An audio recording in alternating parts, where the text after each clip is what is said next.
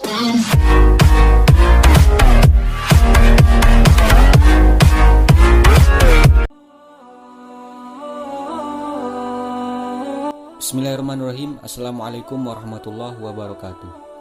Pada suatu hari, serombongan fakir miskin dari golongan muhajirin datang mengeluh kepada Rasulullah SAW. Ya Rasulullah, kata seorang dari mereka, orang-orang kaya telah memborong semua pahala hingga tingkatan yang paling tinggi sekalipun. Nabi SAW bertanya, mengapa engkau berkata demikian? Lalu ia pun berujar, mereka sholat sebagaimana kami sholat, mereka puasa sebagaimana kami puasa. Namun giliran saat mereka bersedekah, kami tidak kuasa melakukan amalan seperti mereka. Mereka memerdekakan hamba sahaya, sedangkan kami tidak memiliki kemampuan untuk melakukan itu. Setelah mendengar keluhan orang fakir tadi, Rasulullah SAW tersebut lantas berusaha menghibur para fakir itu dengan sebuah hadis motivasi. Beliau bersabda untuk berusaha membesarkan hati mereka. Wahai sahabatku, sukakah aku ajarkan kepadamu amal perbuatan yang dapat mengejar mereka dan tidak seorang pun yang lebih utama dari kamu kecuali yang berbuat seperti perbuatanmu? Dengan sangat antusias mereka pun menjawab serentak, tentu ya Rasulullah.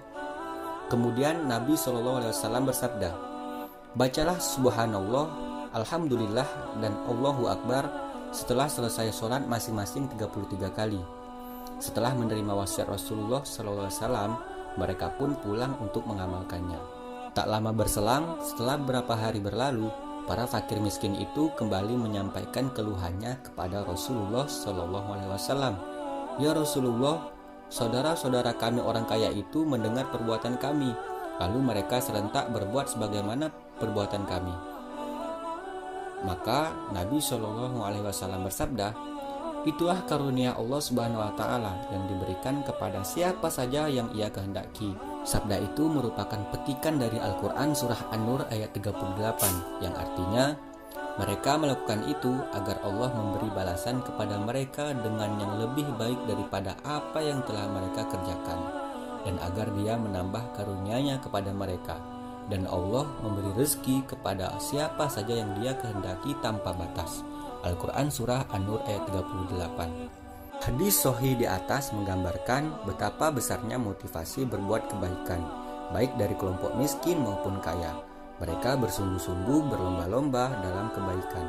Si kaya yang beruntung dengan dikaruniai limpahan rezeki, namun harta benda tidak menjadikannya bak korun yang takabur dan bakhil. Muslimin yang berada sadar betul semua harta hanyalah titipan dari Allah Subhanahu wa Ta'ala. Maka benda-benda itu mesti digunakan di jalan yang semata-mata hanya untuk mencari keridhoannya. Kekayaan tidak menjadikannya lupa daratan, tapi menyadarkannya untuk lebih berderma karena di dalamnya begitu banyak hak orang lain yang mesti ditunaikan. Begitu pula dengan potret si miskin yang tidak mau kalah beramal. Ia selalu mencari solusi untuk bersaing secara sehat untuk mencari keunggulan dalam beribadah.